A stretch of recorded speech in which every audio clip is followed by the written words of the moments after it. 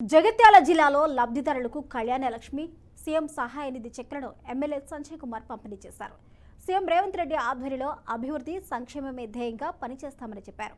149 మంది లబ్ధిదారులకు 1,49,17,000 రూపాయల కళ్యాణ లక్ష్మి చెక్కులను పలువురికి సీఎంఆర్ఎఫ్ చెక్కులు అందజేశారు. డబుల్ బెడ్రూమ్ మౌలిక సదుపాయాల కోసం 14 కోట్ల రూపాయల పనులు ప్రారంభమయ్యాయని తెలిపారు.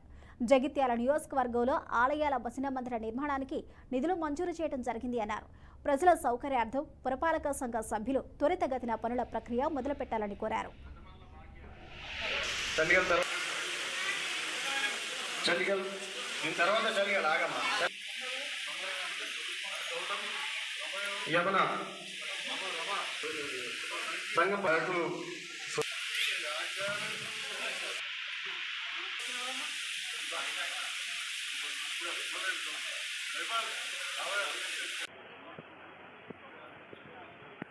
మాట్లాడవలసిందిగా కోరుతున్నాను.